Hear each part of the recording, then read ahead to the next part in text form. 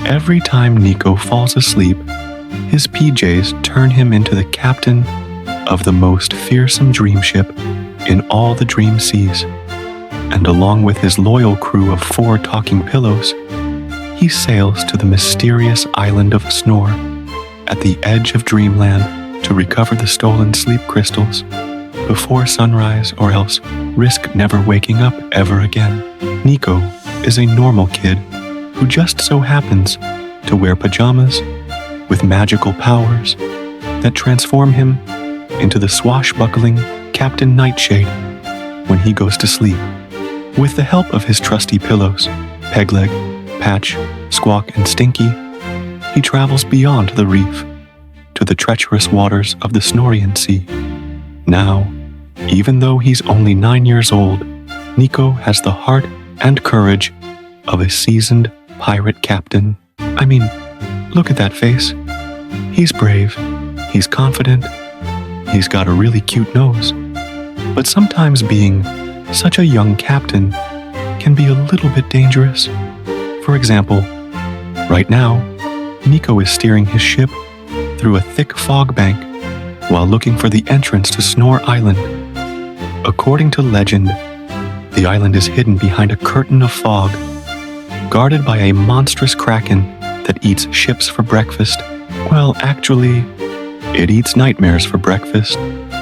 But ships full of sleeping kids are pretty much the same thing, aren't they? Are you sure we're in the right place, Pegleg? Nico asks, adjusting his eye patch. The last thing he remembers is falling asleep in his bed, and the next thing he'll remember is waking up back home. So, he doesn't want to get lost in between. Pegleg, the wisest of the pillow crew, consults his navigational charts. According to my calculations, we should be approaching the uncharted waters of the Snorian Sea any minute now, he says. Nico looks out across the foggy horizon. A giant tentacle shoots out of the water and wraps around the mast of the ship. The whole crew screams except for Nico. He takes a deep breath and faces down the beast. "Good morning, Kraken," he says confidently. "We're here to rescue Princess Morpheus from your clutches." The Kraken recoils as if burned by 1,000 suns. "A talking child," he shrieks. "I haven't encountered one of those since I ate that talking chair back in '87. The Kraken shrinks away, revealing a small opening in the fog. Through there lies the path to Snore Island, he says. Beware of the ticklish trolls and the yawning yeti guarding the Temple of Somnus. Then, with a flick of its tentacles, the Kraken disappears back into the mist. As the crew sails through the opening, Nico gives an order. "All hands on deck. We're in pirate mode," he shouts. As soon as he finishes speaking, his comfy nightshirt transforms into a dashing black and white striped pajama suit with a matching tricorn hat and buckled belt. His fluffy pillow fort becomes the formidable warship, the Sandman, complete with red and yellow sails and an arsenal of water balloon cannons. But Nico isn't interested in plunder or doubloons. He only wants one thing: to rescue the princess. Nico and his pillow pirates have arrived at Snore Island, an exotic locale filled with towering mountains of powdered sugar, rivers of chocolate milk, and waterfalls made of silky, smooth caramel. But don't let its sugary exterior fool you. This island is crawling with dangerous foes like these guys, the ticklish trolls. These goofy-looking creatures hide among the candy canes growing wild on Snore's north shore. And if anyone dares disturb them, they unleash a powerful sneeze that can knock you off your feet. To avoid setting them off, Nico gives the order to drop anchor and have the pillow pirates prepare for battle. Nico leads the charge, charging straight for the first troll. Prepare to be tickled," he yells as Nico runs past the first troll. He feels a tickle on his neck. He freezes in place and bursts out laughing. All the other trolls join in until tears stream down Nico's face. One by one, the trolls fall to the ground, defeated by uncontrollable laughter. At the base of a nearby lollipop tree, Nico finds a key that unlocks a cave leading deeper into the island. Inside the cave, the air grows colder and colder until finally, patches of ice start falling from the ceiling. At the end of the tunnel, Nico and his crew find themselves in a vast cavern filled with snow and ice. In the center stands a massive snowman with rosy cheeks, a carrot nose, and two black eyes that glow with an eerie green light. Nico recognizes him instantly. It's the legendary Yawn Yeti, guardian of the Sleep Crystal Cavern. If anyone can defeat the Yeti in a staring contest, they may take one crystal. But many have tried, and none have succeeded.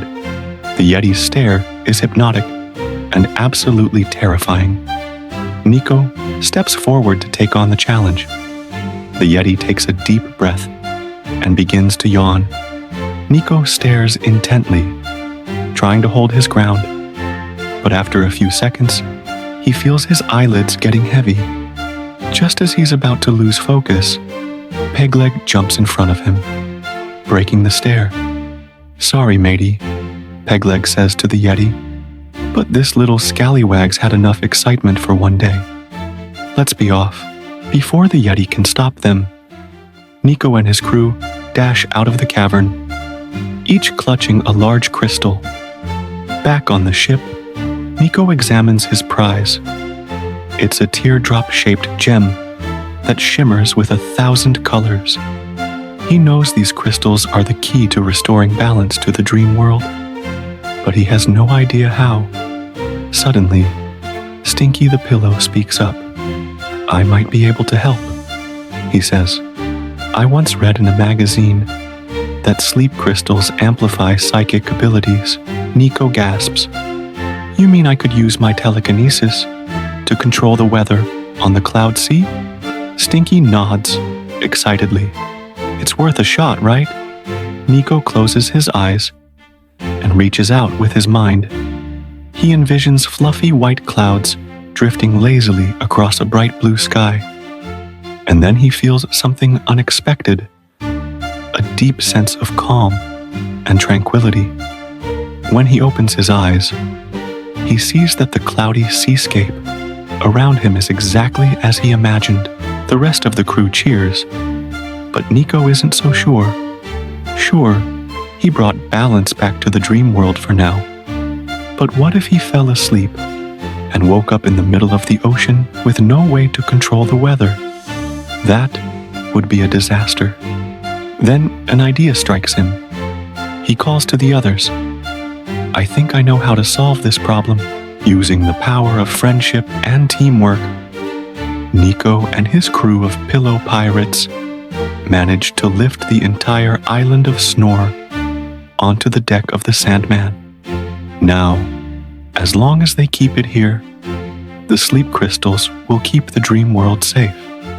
But how are they going to move a massive, floating island without magic? Nico ponders the question as they drop anchor for the night. Maybe there's a perfectly logical explanation that makes total sense. Or maybe Nico just made a huge mistake. Who cares? It's time for bed. One by one, Nico and his crew drift off to sleep, bringing the adventure to a close. For now, of course, because tomorrow night, they'll do it all over again. Thanks for coming along with us on this wacky adventure.